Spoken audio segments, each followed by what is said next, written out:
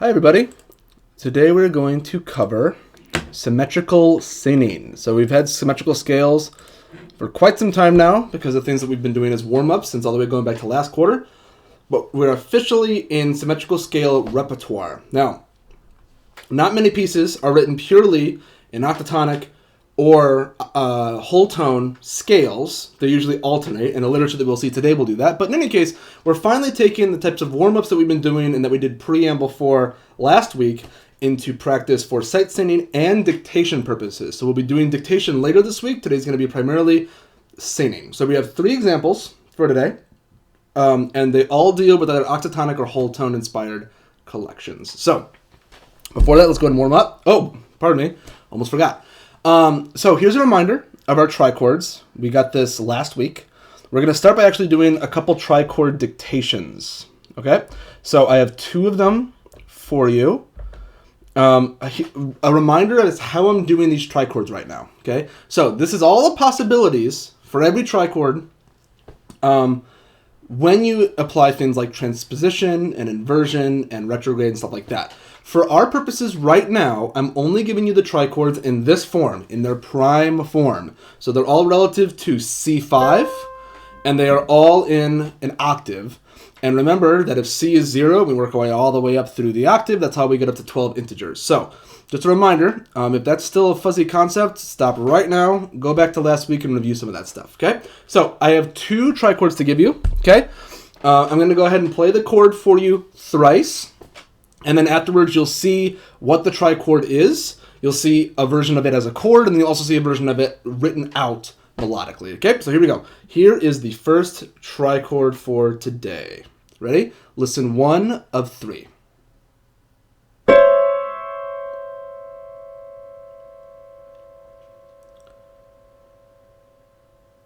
Okay.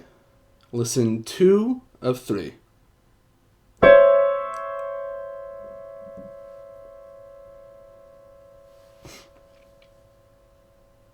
Finally, listen 3. Remember that we're listening for internal intervals within this to try to figure out what pitches are where. I'm going to play this next one down the octave. It might make it a little bit easier to hear. This is listen 3 of 3.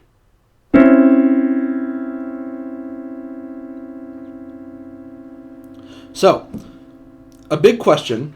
Do you hear a minor second there? Do you hear a single semitone? Okay. Hopefully the answer is yes, because in fact, this is an 0-1-4. It is a minor second and a major third. Right? Right? Yeah. It's a pretty tightly packed one. So the tightly packed ones are tricky because there's the 0-1-2, 0-1-3, and 0-1-4. So what we want to really do is try to separate aurally which pitch is the minor second, and then try to remove that so you're left with this. And then that'll help you figure out what the final pitch is. Okay? So let's do another one. Okay? Let's do one more for today. And we'll be doing 2 of these a day this week because these will, in fact, be factored into your midterm. So we'll talk about that a little bit later, too. So here we go. Next one. I'm going to play it in this lower octave. This lower octave, I think, is easier to hear. Here we go.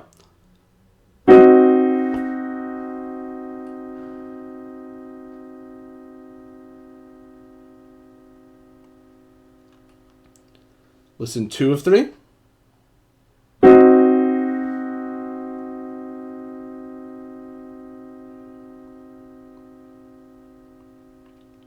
Finally, listen 3 of 3.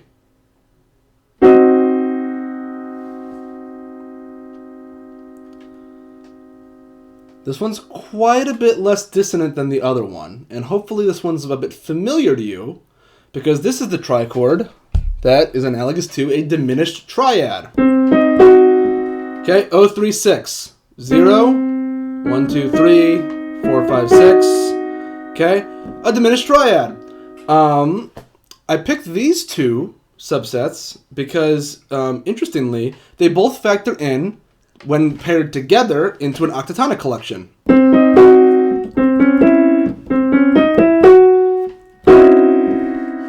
So, yeah, there we go. So remember that we also have 0-3-6 is a diminished triad, and 0-3-7 is our minor triad, right? And from our minor triad, we can get our major triad if we invert it, that kind of thing.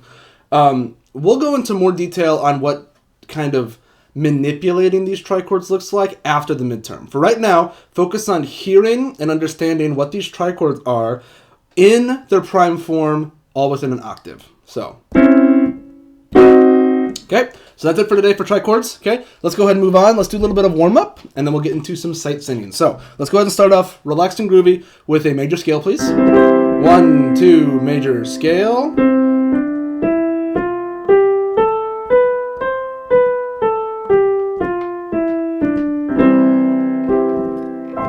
Okay. Let's do melodic minor. 1, 2, ready, go.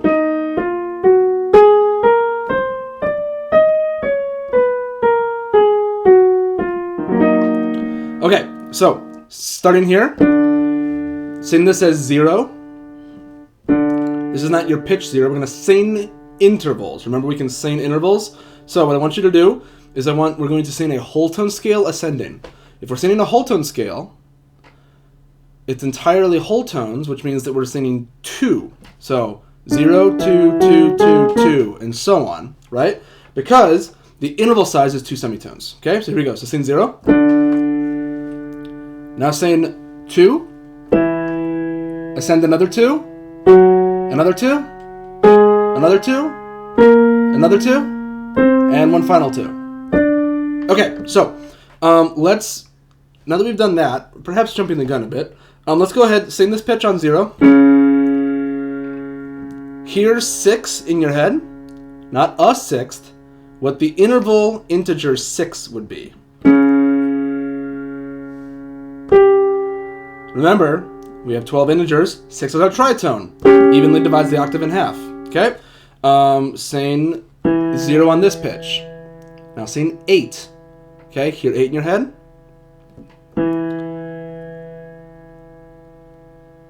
Okay, let's hear 8. Right? 8's the equivalent of a minor sixth. Right? Okay. Finally, we have to do octatonic. Let's do an octatonic scale, please. So sing 0 on this one. So remember, octatonic alternates between 1 and 2, between semitones and whole tones. So we're going to do the O1 octatonic, where we start with a semitone, and then a whole step, and then a semitone, and so on. So we're going to sing 0, and then 1, 2, 1, 2, 1, 2, 1, where 1 is half steps, and 2 are whole steps. Ready? Sing 0. Okay. Ascend by 1, 2, 1, 2, 1, 2, 1, 2. Yeah. Okay. Yeah, that's the gist of that. Again, if this is not super comfortable, this is material that we've covered before, I would pause this and kind of review some of that stuff, because today we're going to be applying this stuff out in the wild, so to speak. Now, you may ask, do I have to sing the interval sizes for sight singing? The answer is, like my policy with solfege, no. As long as the pitch and the rhythm are correct, whatever you sing is fine. However, training yourself to think of the intervals and fix them to certain sizes is a way to give yourself a consistency that doesn't just rely on you being able to audiate things and just make it happen, because then if you get off track, there's no way to really recover from that. So let's go ahead and take a look at our first example. One of my favorites, and I believe I recommended this piece at some point in one of the earlier videos. This is a great piece. Stravinsky's aptly named Octet for wind instruments. This is a great little melody. It's got the one little turn there. But other than that, just quarter notes and half notes, okay? I perhaps gave it away by making a joke about the octet, but this is in fact a octatonic piece, okay? So, how do you know that just by looking, okay? Well, let's take a look at what pitches we have at the beginning. So, from C sharp to A, we've got a major third, okay? Major third, that doesn't necessarily rule out that it could be potentially a whole tone collection, but then if we continue on, we see a B flat, okay? A, B flat, and C sharp, and then we have a C. So we've got a semitone separated by a whole step, okay? That implies it could be some kind of octatonic. If we continue on, we notice that other pitches fit the bill. We don't have E flats, but then we have E natural, we have an F sharp, we have a G, and we have an A. So we've got almost every pitch of the octatonic scale. All we're missing is E flat. Okay, it's the only one that's absent here. So let's go ahead and try this out. Okay, I'm going to go ahead and play with you the first time. And yeah, for that little turn in the second one, you could just go da ba da ba da because it's quick. It really is just kind of a turn. So I wouldn't worry about that. But do your best to try to think about intervals for this one. So when we descend from C sharp to A, think of that as being 4. So you start on 0, then go 4, then up 4, okay, then you go to 3, and then you go to 2, right? So this isn't a terribly long example. There's not a lot of rhythms here. But I want you to really practice these intervals. So I'm actually going to give you a full minute and take a look at what all of your intervals would be if you were to do a sight singing of this piece. If this were the performance, what intervals would you have to sing and where? So go ahead and take a minute to do that.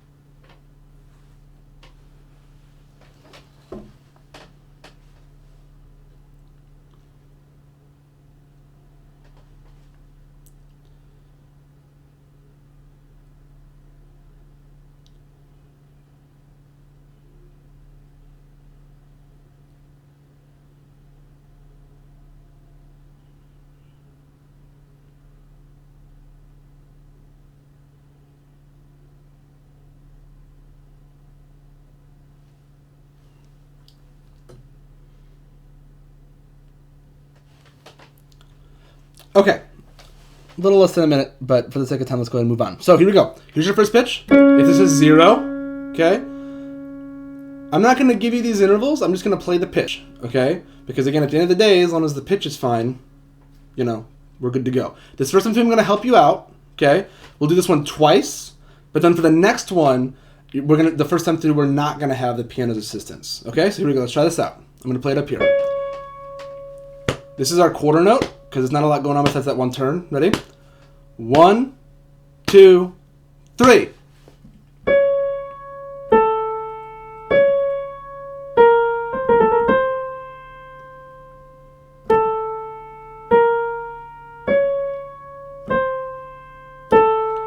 Two, 3. 1, 2.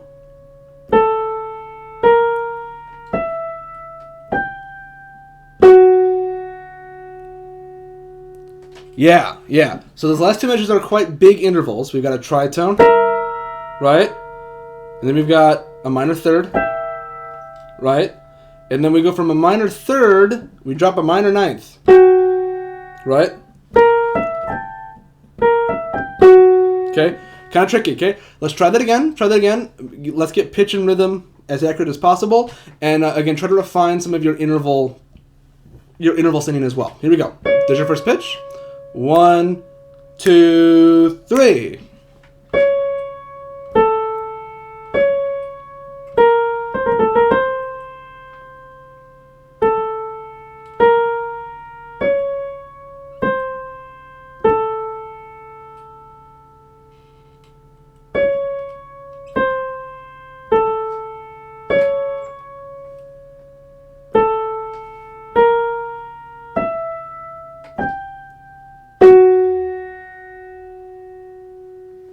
Okay.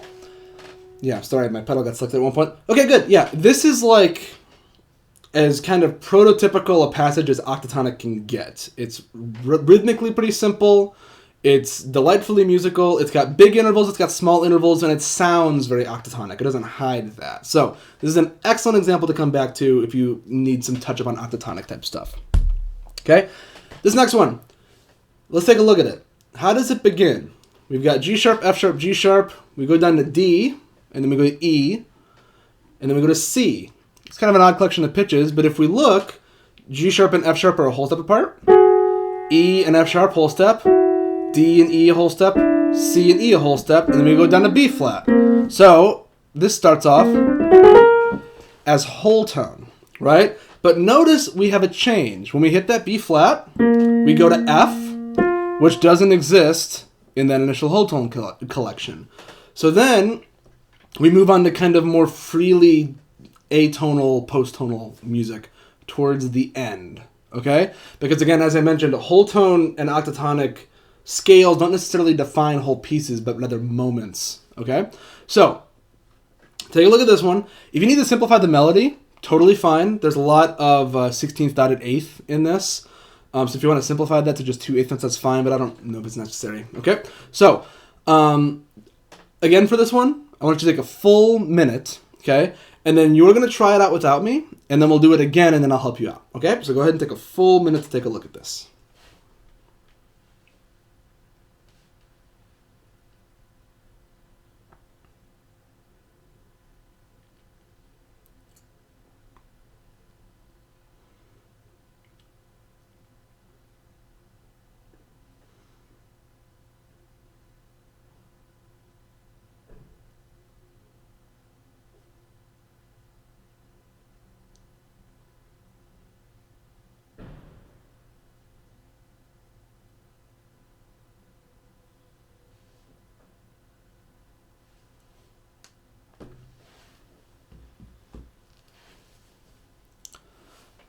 Okay, let's go ahead and let's give this a shot, okay? So, here we go. This is 0 to start with.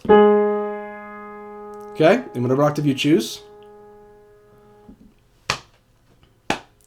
This is our 8th note. This is our 8th note, okay? Think about what the rhythm you start on would be if this is the 8th note, okay? Ready? I'm going to give you just 4 8th notes in your in on beat 3. Ready? 1 and 2 and.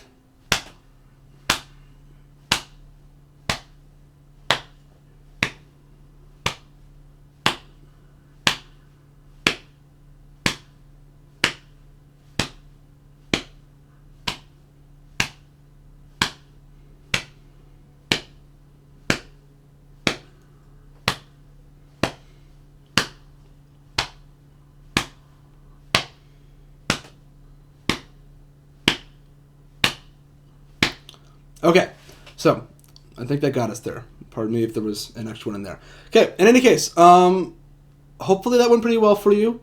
Again, we start whole tone for the first half and then change in the second half. Okay, we kind of lose that sense of whole tone.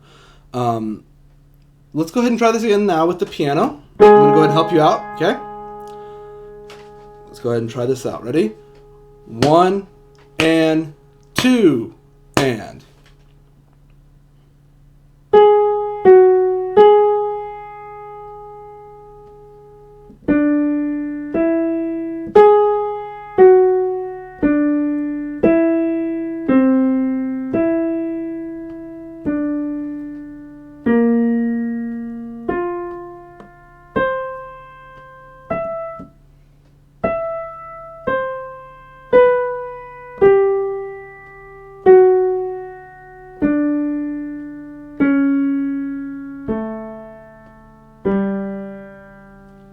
Okay, so the second half of this is kind of interesting. We've had 2 attempts through it, and hopefully you've picked up on some things. So notice from that B flat, what gets us out of the whole tone scale, right? What is that? We're just stacking fifths, and we've done this as exercises in classes before too. At the end, we've got this kind of descending pattern, and notice how rhythmically there's this sense of kind of rhythmic displacement. This this dotted 8th note kind of repeating gesture.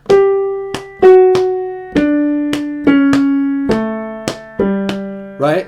It's a regular rhythmic deviation. So even if it looks a little bit odd, it's a pattern. Okay? So hopefully picking up on those things are useful for you. Okay? So let's do one more for today. Okay? One more sight singing. Here we go. 15/8, don't be disturbed by that too much. It's basically just 5. Okay? Notice a couple things. So rhythmically, pretty repetitive. Not too much going on. No subdivisions. There's only one instance where the rhythm gets a little odd. In that third measure, look at the third beat. We've got dotted eighth, dotted eighth. That gets the impression of a duplet. So that kind of feel, a 2 against 3 feel, okay? Everything else is pretty relaxed and groovy. So, like the last one, I'm going to go ahead and give you time to prepare.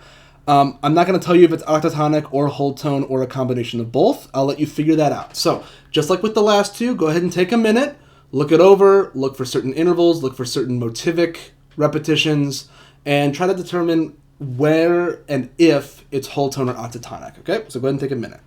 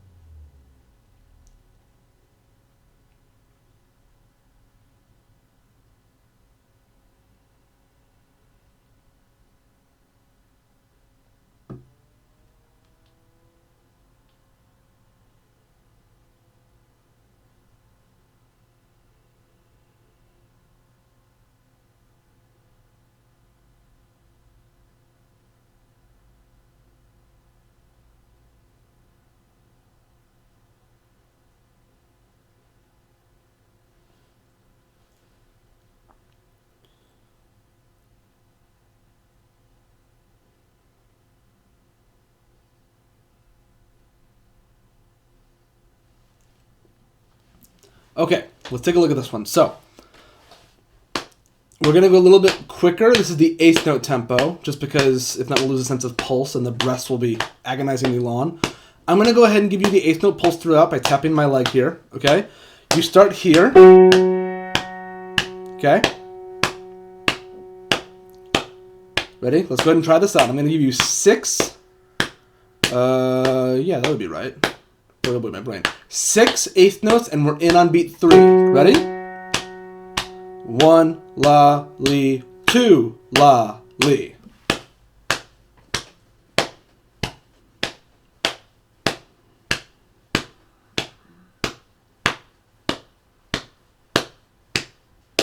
Rest, rest, 1, la, li.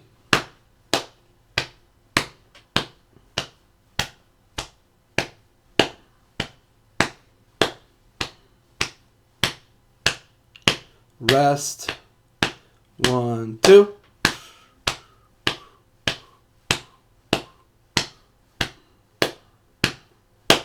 Okay. So, hopefully we ended together. Now, what do we think this one is? Does it fit into the octatonic? Does it fit into the whole tone? Where do we fall on this one? Okay. So, it starts off very whole tone. That's all it is. Right? Whole tone. Okay? Then we lose that. Or do we? Right? We start in this whole tone. Then we rest for a while. Then we come back here.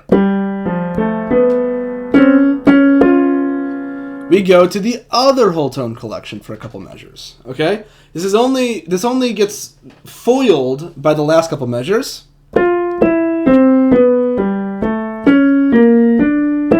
Pardon me? Right? So, that kind of, the pickup to the final measure is really the only thing that isn't easily categorizable. Right? But, this final measure, that's one whole tone collection. Here's the other one. Right? Do we see that? Yeah. So this is a really cool example of the whole tone scales being used interchangeably. So while it doesn't stick in a whole tone scale throughout the entire thing, it flips between the two of them. Okay? It flips to the different transpositions. So let's go ahead and try that one again at the same eighth note tempo. This time I'm going to play along with you. Okay? Here's your first note. 1, la, li, 2, la, li.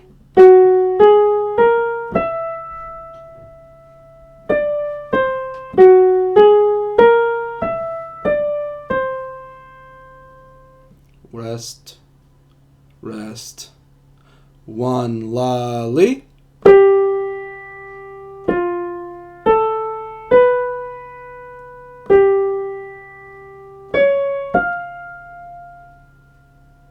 Rest, 1, 2.